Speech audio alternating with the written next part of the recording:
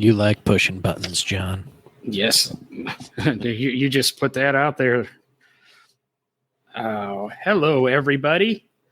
We are live. I was just typing that into a text message. I'm obviously not in my studio tonight. I'm kind of going old school. The original laptop that No Driving Gloves started with is handling my computing deal tonight. Even a Audio Technica AT2005 microphone. I don't even have my fancy Electro Voice RE320. Jeez. So let's hope all of this goes well. How are you two doing tonight? Go ahead, Derek. Go ahead. I'm doing great. How are you guys doing? Oh, I already. I guess I didn't say how I'm doing. I've had a. You really didn't. Yeah, So I thought I'd put it out there, but I'm doing wonderful, fantastic, amazing. Oh, see, I've had a cold for a week. I've had 2 rapid COVID tests and 1 PCR test, and so far I'm totally negative. So it's just a cold that makes it sound like I have COVID. I think Will's still working. Wait, whoa. If John's handsome, I mean, the rest of us have a lot going for us. I was doing my Facebook sharing. So it's just been a pretty wild week here at the shop. You know, got a lot of new projects that started, being that we finished a Cadillac and almost have an Impala finished up. So we've got another Impala that we started this week, a Camaro, and working hard on a Model A, got a Nomad. I mean, just a big truck. So just a lot of stuff going on and doing a little tweaks to the Trans Am that we debuted at SEMA. And, you know, just trying to get back into the swing of things. It's always a little tough after you've debuted a couple of cars and been gone for, I think I was gone for 21 days by the time I did SEMA and Pleasanton Good Guys event. So just, you know, really focusing on what we've got here in the shop and keeping the ball rolling on all of them, you know. I don't know how you keep it going. I can barely keep track of myself. Yeah. You know, I got a bunch of a bunch of good guys that are really self-motivated that come in and put their head down and work hard. And, you know, we have a Monday morning meeting and we go over everything that we want to accomplish for the week. How about turning that ringer off? No kidding.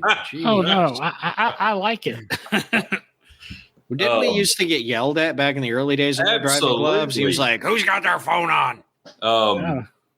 But, you know, everybody's pretty well self-motivated. The Monday morning meetings really kind of keep everybody heading down the path they need to head down. And I'm most of the time in the shop. So it's I mean, it's not that big of a deal to me, I guess. I mean, I've been doing it for pretty well 15 years. So it's just normal day-to-day operation and try to get my hands dirty as much as I can. So the long story short is you just have had a lot of practice. Yeah, that's probably it. That's probably it. So every day is practice. I've right? got a really, really, really good dude that works the office that, you know, answers the phone and most emails and does all the parts chasing and payroll and, you know, all that stuff. So that I don't even have to worry about that side of it at all. I mean, I don't worry about what much of the other guys are doing either. I mean, they're busy and they all know what they're doing. So give them their space and let them go to work. It's always good to have a team that knows what the heck's going on.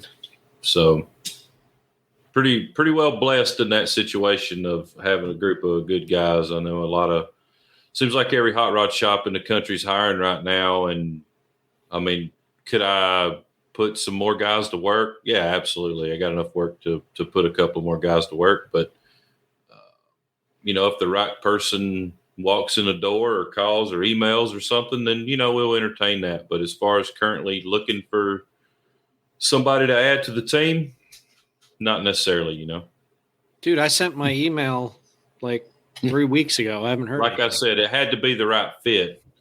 So, we don't do wood wheels around here. So I just don't think it's the right fit. Oh, so you didn't like the proposal about like starting a whole new branch? Come on.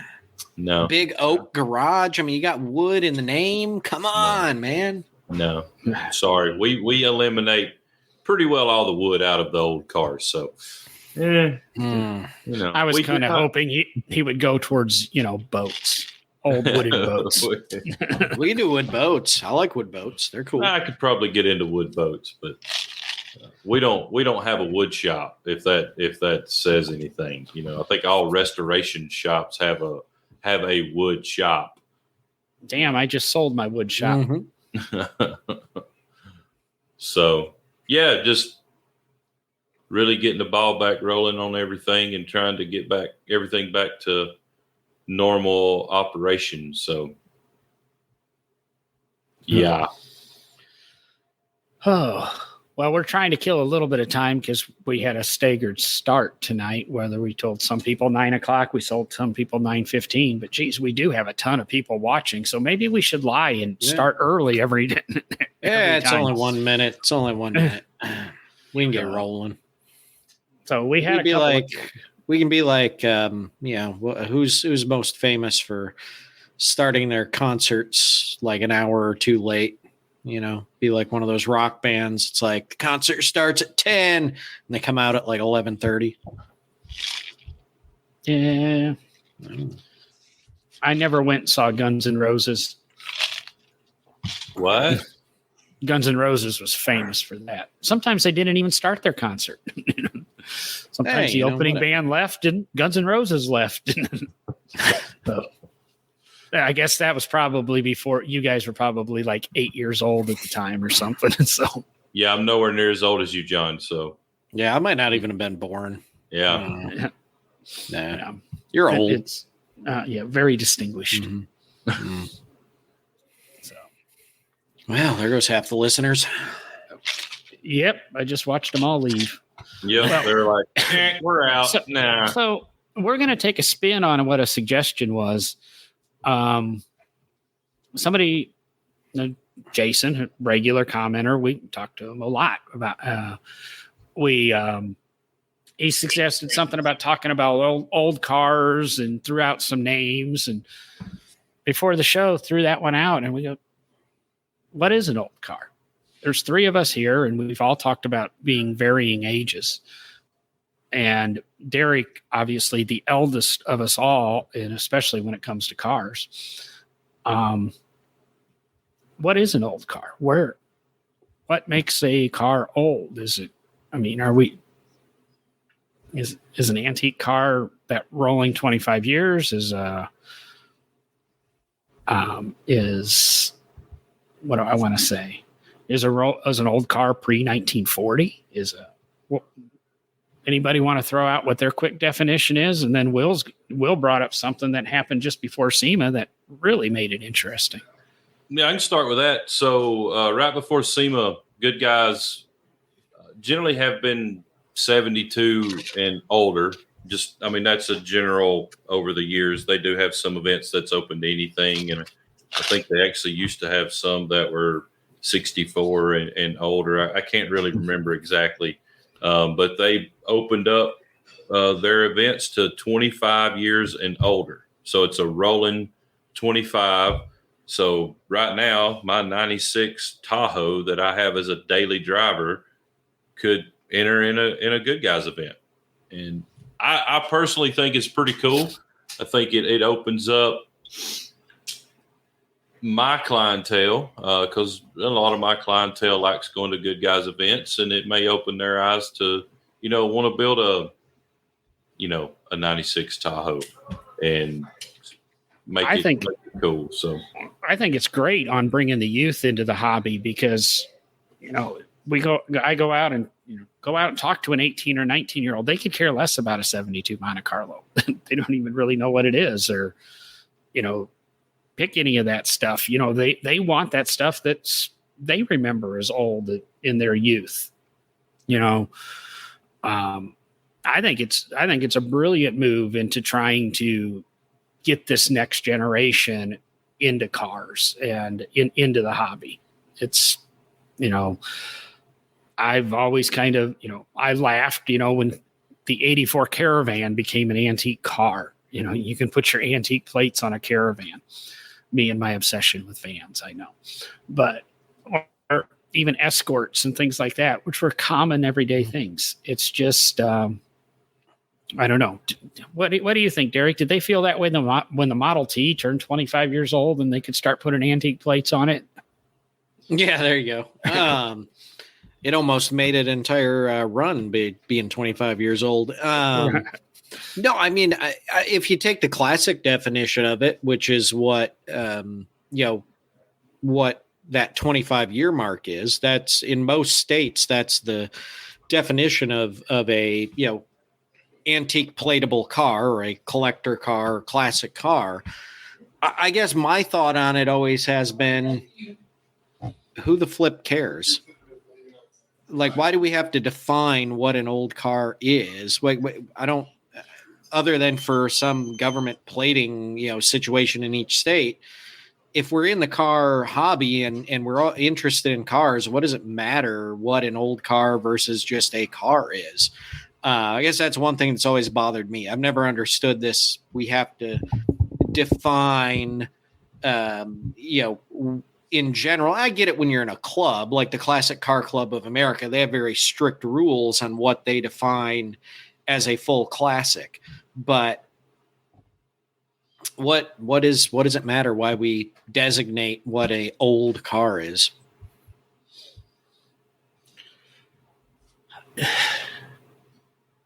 Okay, Derek, you just ruined the whole conversation.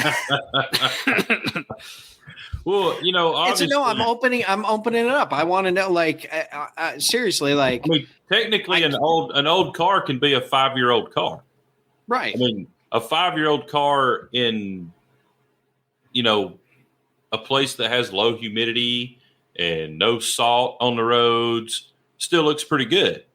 You go up north to Michigan, Detroit area, a 5-year-old car can be a rusty turd of a car. So that's an old car. So, I mean, it's just a terminology that, and y'all know how I am about terminologies, and of course, we get the guy that mentions the stuff we're not going to talk about tonight in the comments. Yeah, that's popped up twice. So we're just ignoring that. Yeah, we're ignoring it. So, I mean, to me, what's an old car? An old car can be a really, really nice 72 Chevrolet truck that's unrestored. And it can also be, a 5-year-old Ford. I can't say really Ford now because they're aluminum, but a Dodge that the bed's rusting off of. So it all depends on your terminology. To me, so wait, are you saying it has to be rusty to be old? Well, that's just, you see a rusty old car. It's just kind of the thing. You don't say that's a rusty new car, do you? It's a rusty old car. Depends on what brand of car it is. I sit there all the time. Did it come out of Big Oak Garage? I sit there all the time and I go, an old car to me is something that I remember that would be something when I was 1 or 2 years old. So early 70s, that's an old car to me. And I sit here today and I always do these addition and subtraction things. I got my first car when I was in 87 and it was an 80. That was 7 years old. And that was really an old car to me. But, somebody in high school, they had a 64 and a half Mustang. So that was a 23-year-old car. And do you realize having a 23-year-old Mustang now is a 1998 Mustang? And to me, that's a new car. I remember my mom getting her Mustang when it was in 94, brand new. And I just have I have a tough time thinking cars that I saw new, that I sold new, are actually old cars now. It's one of these things, I guess. Maybe it's part of getting old. Well, and maybe There that's you go. maybe It's part of that's- getting old. yeah, maybe that's Like what the cars defines an when old we- car. The cars that were new when we were young are now old, like us. We're old. Yeah. Oh, I mean, I But think maybe that's what defines it is its personal perspective of what an old car is. Randy made a, it a kid that's 19 right now, I mean, yeah, they think an old car is something from the early 2000s, which is scary. Randy. What'd made a Randy good say? point. Antique cars to me is a car without a computer, and that's a good way to look at it too. That could be a good cutoff. Yeah. I mean, it does make them technically antiquated to the modern car world. So Yeah, but when did computers, I mean, the most basic computers, when did they actually start entering cars? Wow. I guess that depends on what you would define as a computer. most people define a computer as an engine management type of deal. So like an 87 Chevrolet truck, you could get fuel injection in. That was an electronic fuel injection. Now, obviously, fuel injection's been around for a long, long time. You had mechanical fuel injection, Mechanical. or you had electronic fuel injection. Mhm. So, I mean, there was a little module under the dash. You could call it a computer. You could call it a module. But really, I would say it's the late 80s, early 90s. Yeah. So you're just In American cars. Now, yeah. obviously, the cars that come from overseas have had multi-port fuel injection and ECMs and all that stuff way before General Motors did. So, where am I thinking on this one is, so we're discounting, I can't even remember the name, like a voltage regulator or something like that always went wrong on your 78 Ford. You always carried a spare one. It's circuitry. It's kind of computerized. I mean, Right. It's maybe not running a program, but it's using electronics to manage something. Yeah. So we're going to something that's actually using a few zeros and ones to click and create, I guess, cause and effect. Maybe that's a simple way of saying it. But there were, I mean, I guess it's an interesting topic because in the early and mid 70s, some GM products had the weight sensor in the seat, and a sensor to the seat belt buckle, that if there was weight detected in the seat and the buckle wasn't buckled, the car wouldn't start. Is that a computer? Because it's controlling although it's all just done on switches and, basically solenoids and things. That's not a computer. Is that a computer or not? no, you can control all that stuff with relays.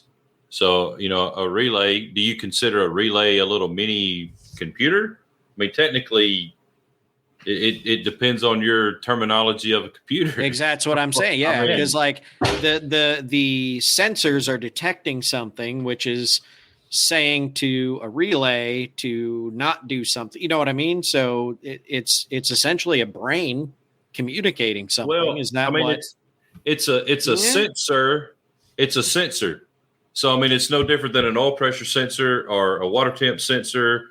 I mean, or a speed sensor or anything like that. It's just a sensor that sends, A signal. a signal to the ignition switch to start, or the gauge to give you your reading. I do not consider that any form of a computer just because it's an electronic sensor. Okay. chuckling. Well, this is good. We're defining things here. We're getting clear definitions. As Randy said, car philosophy. Had And I known we were going to get this deep into it, I would have poured that glass of scotch. Seeing John has a cigar. Yeah. Well, I get to do that because I'm actually at the cigar shop. So I am not in my home studio. And I actually have a whole bar at the other end here with all kinds of scotch and whiskeys, and So we're going to do the podcast from there next week. probably not. I like being in my home studio. I like I was being going at to join you. You be in the home studio. Will and I'll be at the cigar shop. home. There you go. And Truth Myers, yeah, I despise the start stop on my car. Yeah, I agree. It's Turn it off. almost caused accidents. So, Yeah, turn So it we're off. basically defining we'll go back and define the computer era. Let's call it post 1980. Is that what we're saying? Is that kind of, I mean, they were really starting to make their way in the 1970s, late 70s into the early 80s. I would go a little bit later and say, Yeah, I would too. Mid 80s. I'm going to say OBD 1 and beyond. Yeah. Yeah, I think I would agree with that, John. I disagree with you, Derek. When did OBD1 start, though? Good question. Anybody remember?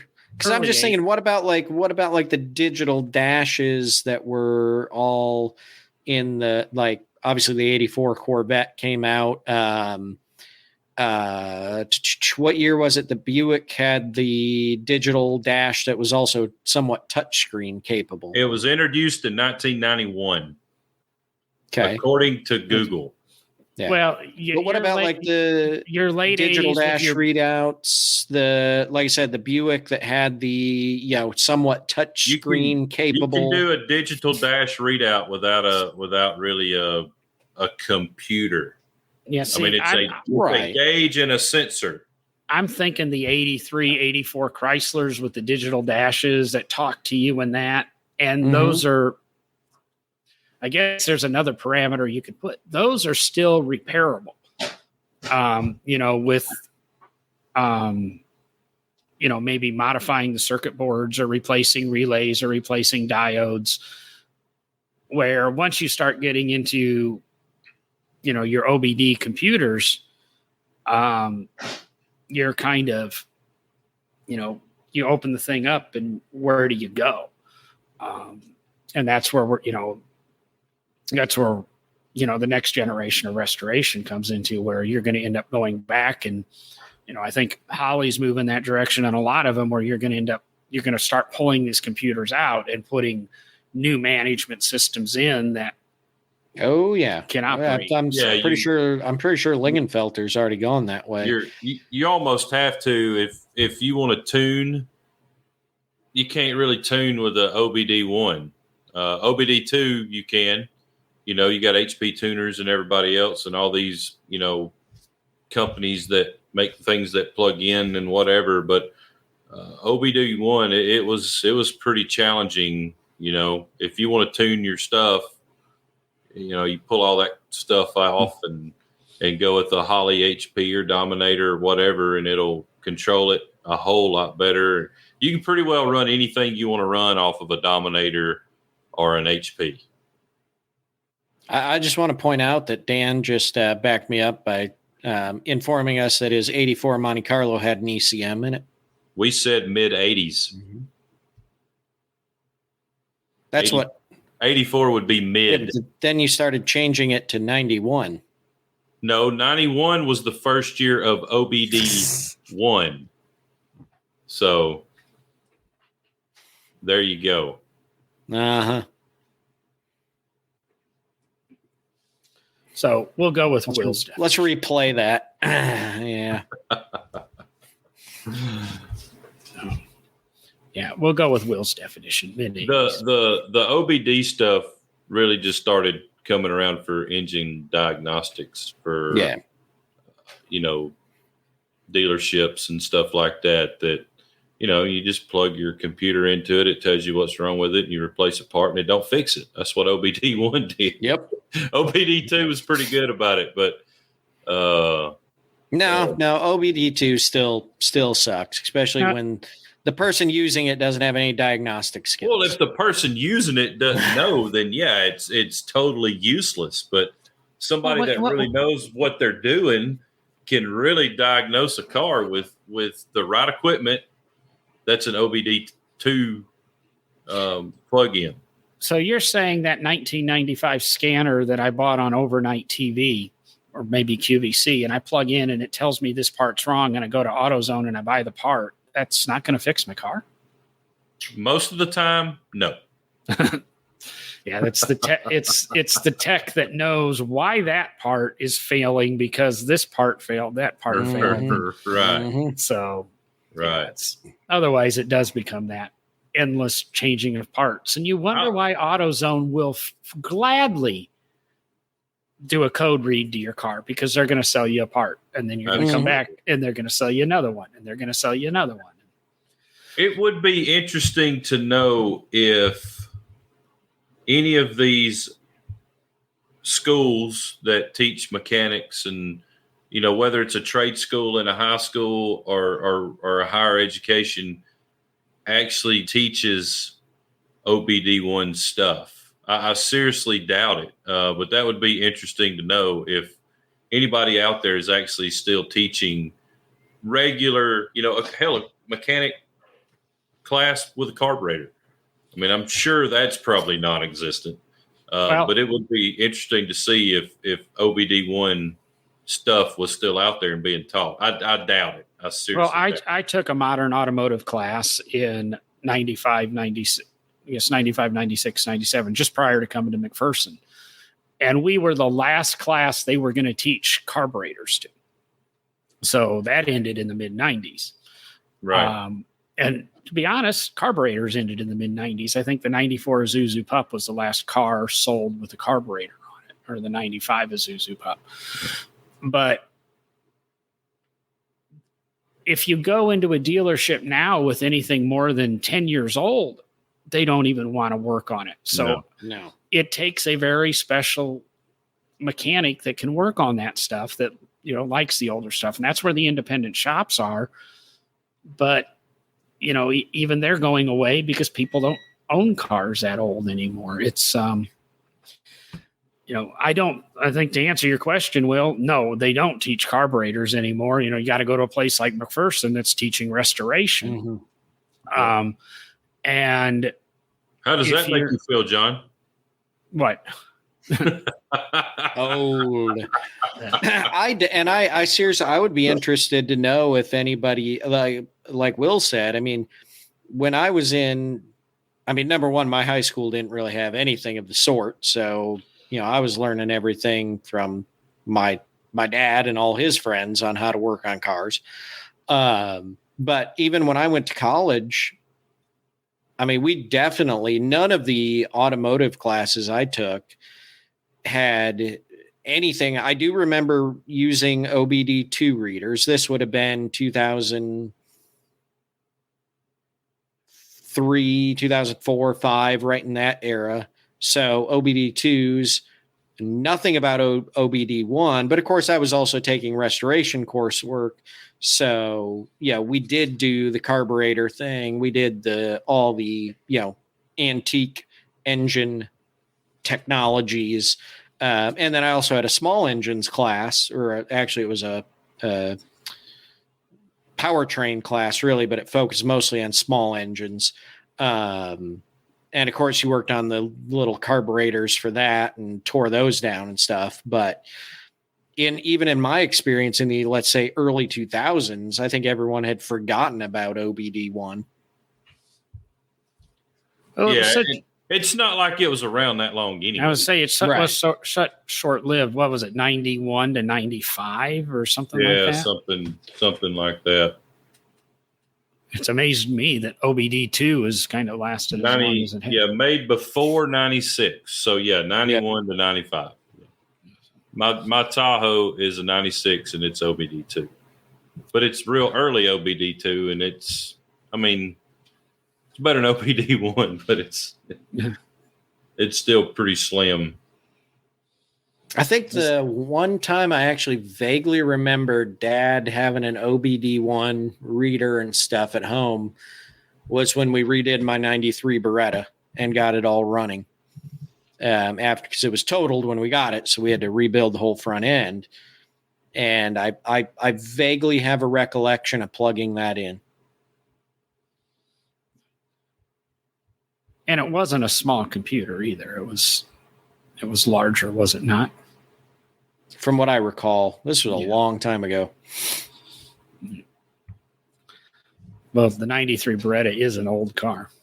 It is. I would love to have one again. Remember the ones that you'd plug in and they had the like 4 or 5 little LED lights in them, and it would blink, and you'd have to go look up the blink numbers and get the code. And Yes. oh my God. Yep. Oh, I remember doing that with the CRX, where you'd plug the thing in and then it flashes the lights on the dashboard. Or if you wanted to get deeper, there was a series of lights on the ECU. And, Yep. And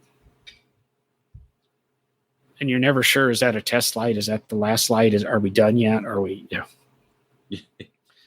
Oh, shoot. I lost count which blink it was. Oh, man. Start over. So have we determined the old car thing? What is an old car? I mean, I'm down with. I agree with if it doesn't have an ECM, yeah, you can call it an old car, But there's never going to be a defined line of an old car. No, I like it. Just kind of depends on your generation. An old car is, I think, to each person different, and probably goes back to between 0 and 5 for that person's life. That's anything beyond that is an old car to me.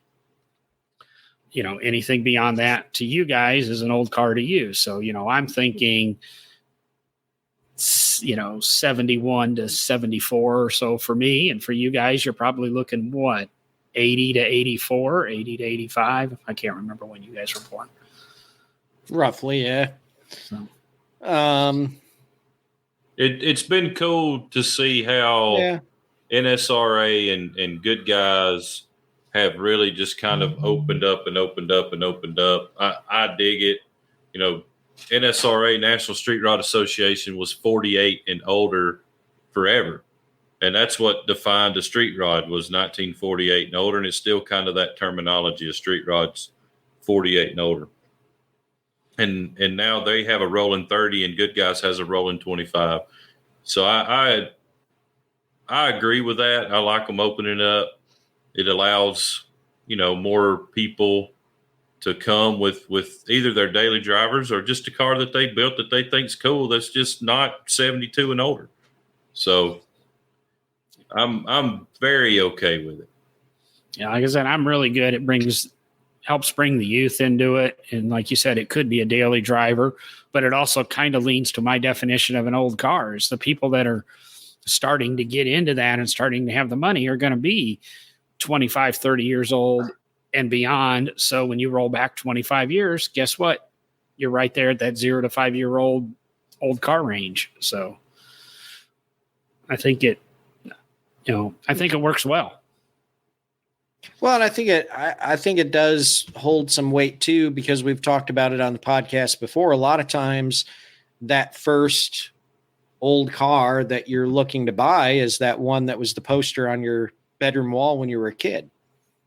Or that is at least the car you're aiming, the old car you're kind of aiming to have one day in your career, is that, poster that you remember as a kid. Which again, goes right back to what you said, John, 0 to 5. And, you start having the money to buy cars, 25 to 30 years old. There we go. So, yeah, I mean, I think that holds weight.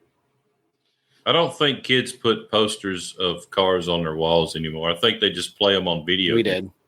Yeah, I know we did, but I said nowadays. Are you still a kid? At heart. I'm 2. I still put posters of cars on walls. Right? Actually, I'm thinking, I just did that at my new apartment. I have pictures of cars up. Yeah, and, I mean, that's crazy. They're 1916 Packard, but so. Hey, how did you get the poster I had as a kid on my wall? He stole it from you. Somehow I stumbled across a collection of 6 photographs of 1916 Packard Cloverleaf Roadster, which they only made 3 of, and I restored one of the 3. And somehow, I don't know, 10 years ago or so, I stumbled across these. So They're actually hanging in my studio at the house. So maybe one day we'll see those. I don't think I have any car posters at my house. I may in the basement. I can't remember. I have that one. I have one that Amanda gave me, and I still don't know. There's supposed to be a special meaning, and I've never figured out the special meaning. And it's kind of a front end of a Bentley with a license plate. And then I have my. What does the license plate say? Yeah, what does so say? What does the license plate say? I can't remember. It's just some random European plate. See, there's something Yeah. hidden. There's something There's hidden something there. there. You can't figure it out. And then I have the John Dahlstrom Lotus advertisements that he did in the 60s for Lotus.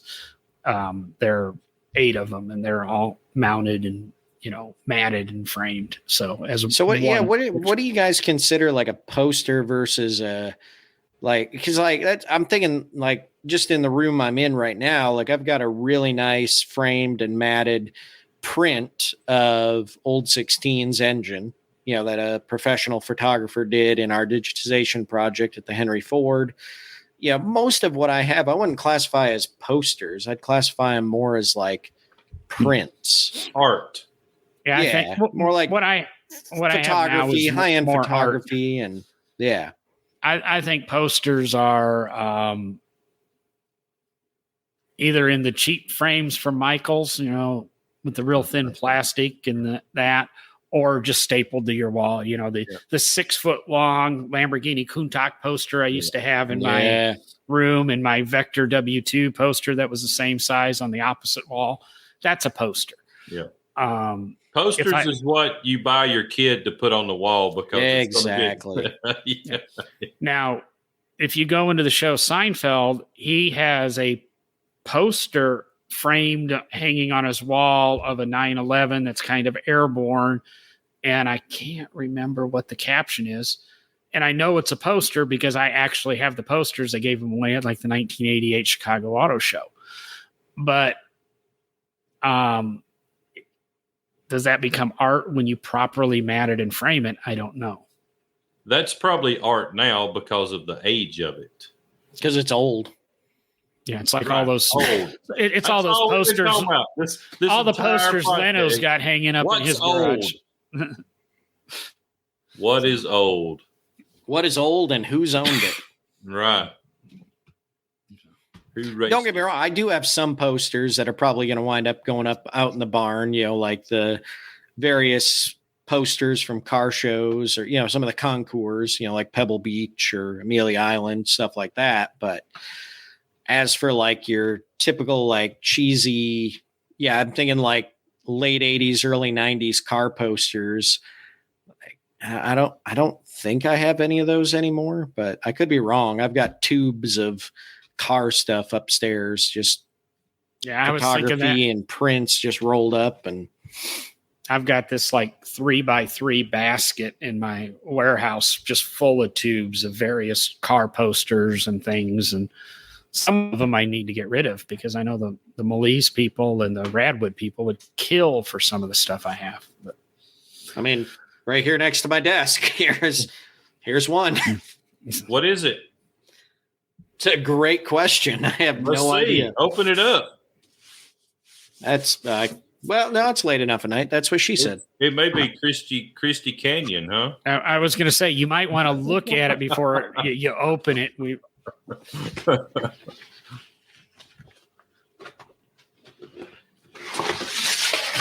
Da-na-na-na. Whoever gets we need showgirl music. Wait. We got to do something. Whoever guesses it right gets, what do they get, John? I don't know. I'll always send out a sticker. There you go. You get a sticker and a sticker. Unless you wear a size medium T-shirt. I do have a No Driving Glove size medium T-shirt. I think I've got some extra large. Isn't that t-shirts, mine? So if you get it right, you get a extra large Big Oak Garage T-shirt. Y'all better start guessing right now. You got 30 seconds. Wait. I've got multiple. I mean, do you want me to count how many I have here and people can take wild guesses? Just the first right guess. Just the very first one. Of any of the posters? Yeah, you're going to show them, and whichever one gets guessed. Well, the problem is I'm going to have to find a way. I guess I can figure out how to cover the. That's too easy.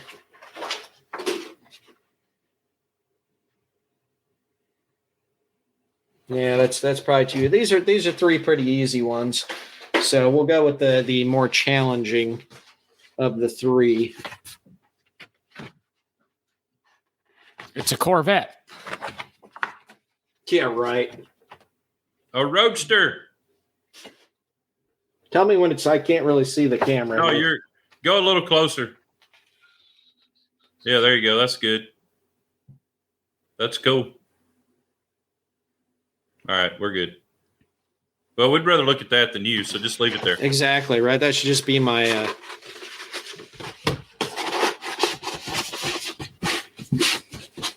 So anyway, it's a series of three basically antique race cars. Don't ask me where they came from or how I got them, because I have no recollection. They're just beside your desk. Yeah, exactly. Things just show up. I found a lot of that stuff when I was moving. I guess this could be considered a poster.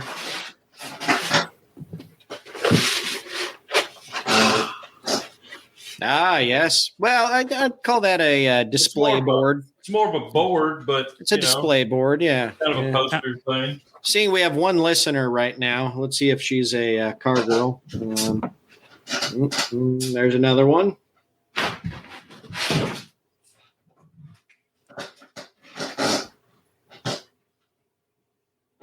Okay. I'm saving the easiest one for last, so.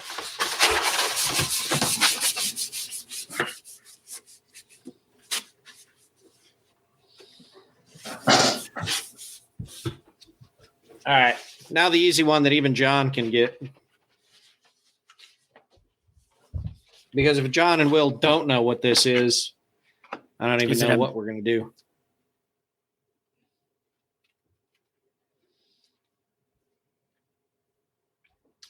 Is that the car you're going to build? Oh, come on. The wheels give it away, guys. Oh, I know what it is. Yeah, okay. I figured as much. It should be blue. No, actually, I think this one. They're typically blue. They're typically, but I think the specific one this was actually black.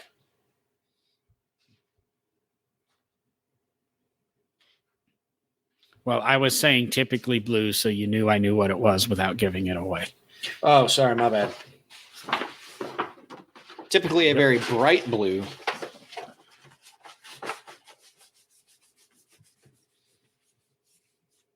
I don't know. I got stuff everywhere. So nobody want a T-shirt. Nope. Well, Of course, I don't think we have any listeners anymore.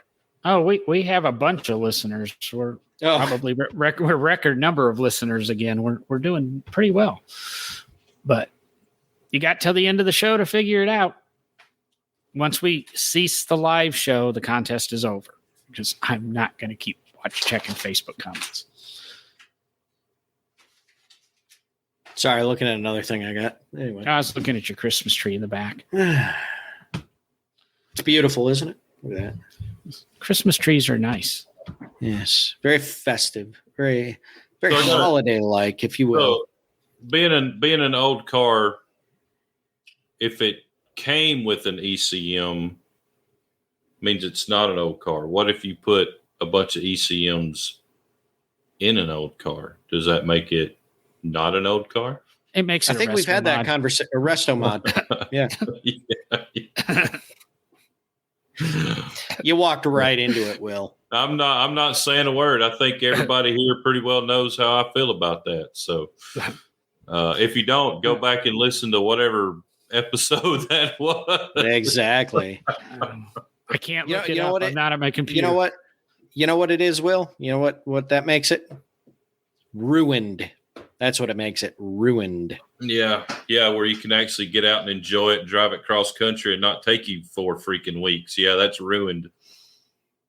And the air The point of it is driving a car is driving it. Why do you want to get there fast? The point is to enjoy the drive. Driving your car fast is fun. I'm going to break the rule, but Will made me do it. All three of us know a guy that just about drove his old car just as fast across the country as a Tesla. True. Yep. True. One breakdown and he would have beat it. So, exactly. So take that, Will. I'm sorry to bring up the way I said the T word. But here's the root of all evil with ECMs and computerized, vehicles with computers. You know what those computers run on?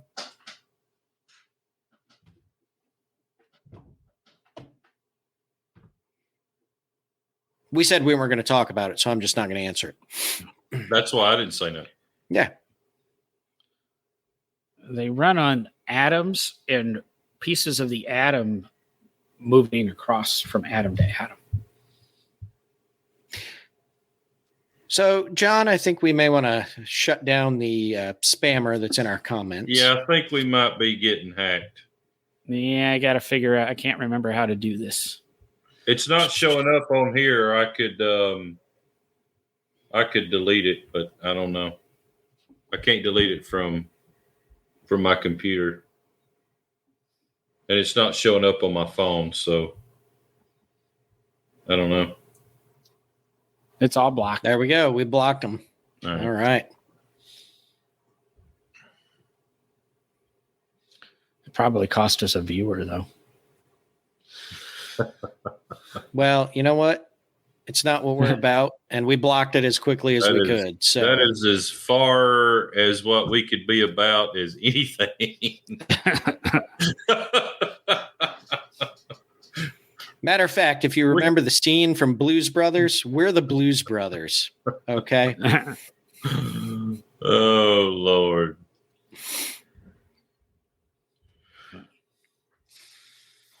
You think that traffic cleared up, John? Oh, the traffic cleared up, ironically, about 10 minutes after I said, I'm not going to make everybody leave, blah, blah, blah, blah, blah. I could have actually made it home in plenty of time, but by then I wasn't going to be a arse and make everybody leave. They were all having a good time. So we all hung out here. I think everybody's left now. So as soon as we wrap just up, having a party at the cigar shop. I mean, we didn't even get an invite. We always do. Lounge is open. Get yourself a drink, get yourself a cigar, hang out in the back. What do you think I do? This isn't a job. This is fun.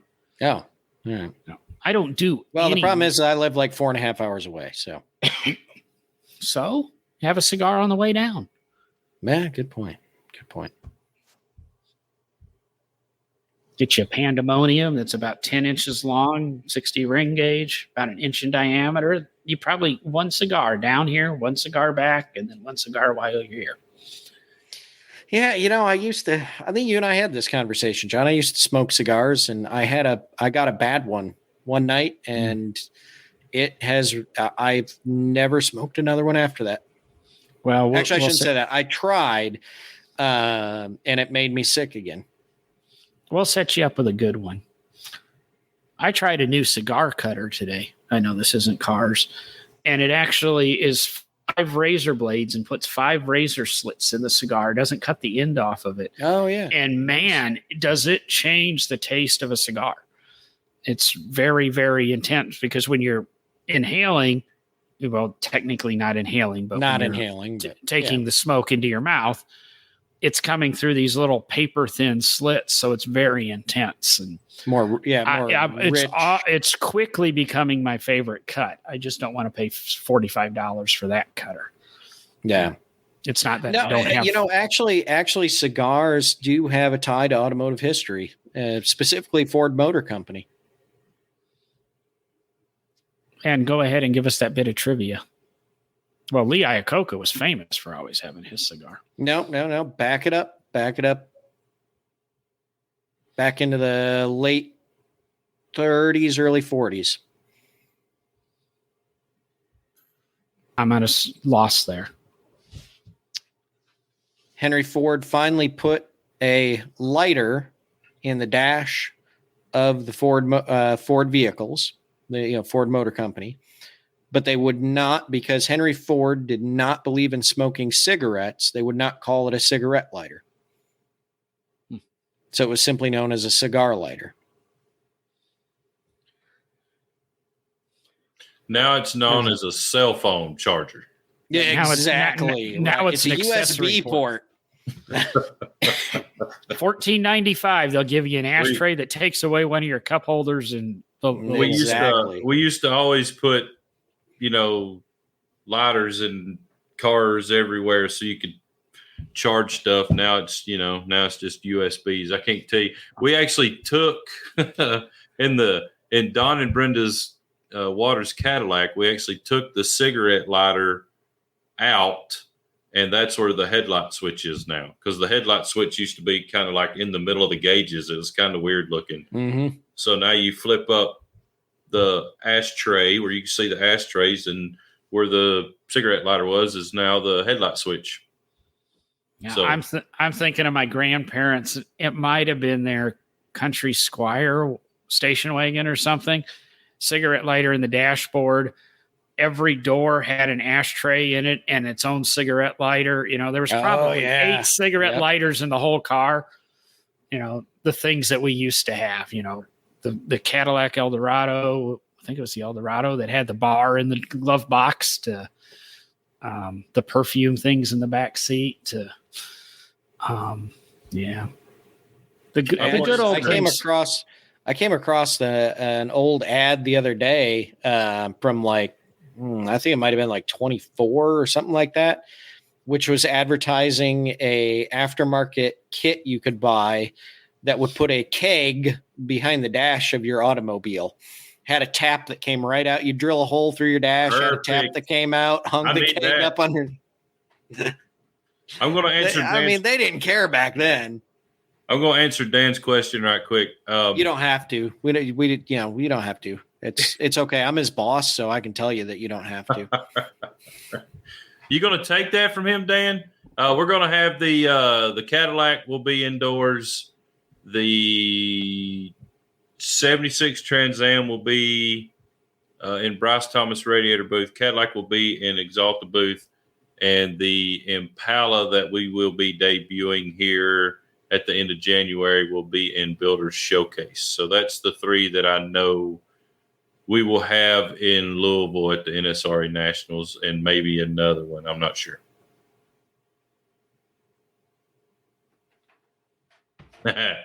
He overlooks you.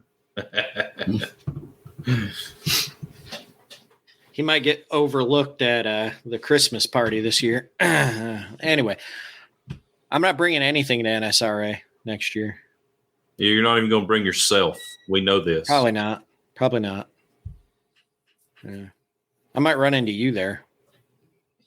No, I'll run from you. I don't want to be associated with you in public. Where is that? Louisville, Kentucky. That's a long way away. It is. That's why I'm not going. Too long of a drive. It's not that far. It's like one of the closest shows we do. I know where Louisville is. And it's too far for me, Will. It might be close for you, but that's a long drive for me. So now I'm just going to grab you and throw you in the trailer on the way up there. All right. I grew up on a farm. I'm used to riding in the trailers. We're gonna have lunch at the new Corvette Cafe, whatever it's called. Stingray Grill. Stingray Grill. Get one of the Stingray burgers. Wagyu beef. We'll mosey on up to Louisville. However you want to say it. Louisville. So in the north, we say it Louisville. Yeah. Like the Louisville Slugger. Yep. But when you move to Kentucky, you better learn to say it with an entire handful of rocks in your mouth. Because down here it said Louisville. Louisville. Yeah. Yeah. Why isn't it called Louisville? I have no idea. Because he didn't go by Lewis, he went by Louis. I don't know. Well, in Arkansas, it's Arkansas, but the Arkansas River in Kansas is the Arkansas River. Yeah, people don't believe you when you tell them that. No, they don't. I just think everybody in Arkansas mispronounces their state name, and it is Arkansas. Yeah. Well, I mean, it's just, it's weird. Like here in Kentucky, there's a Versailles, Kentucky. It's spelled identical to Versailles, France. Yeah, Versailles. Yeah. But we're So- not French. We speak English. So. It's all about how you pronounce it, I guess. Phil was supposed to come visit the museum today, but he was feeling a bit under the weather, so he didn't make it. If that's the confused look you were looking at, John. No, I was reading. Remember, I don't have my glasses on, and I have a small screen in front of me. Ah, gotcha. Don't forget what opens up tomorrow. The Savoy. Isn't it tomorrow their opening day? To the open to the public, yeah. Yep. The last week has been by special appointment for previews. There you go. Yep. And Will, unfortunately, I just haven't had the time to make it. No worries. Have I hounded you about it? No, sir. There you go. All right. Well, we're about at an hour, so I'm going to say I want to wind this up and head home for a change. Sounds good to me. I got a couple hours worth of work to do. I'm going to go out here and run my 1919 South Bend lathe for a few more hours. Sweet. I think I'm getting a lathe or picking up a new lathe over Christmas. Not a new one, a new old one. 1919? That old? Pre-computer? I don't know how old. Oh, it's pre-computer. Let me tell you. I don't know what year it is. I'll have to ask. It's from our buddy that drove his Model T as fast as a Tesla. Got you. All right. Adios. All right. Talk to everybody later. Let me find the right button to push here, and we will see Thanks to everybody for listening. See you next week. Somewhere here. Here we go. And bye-bye. And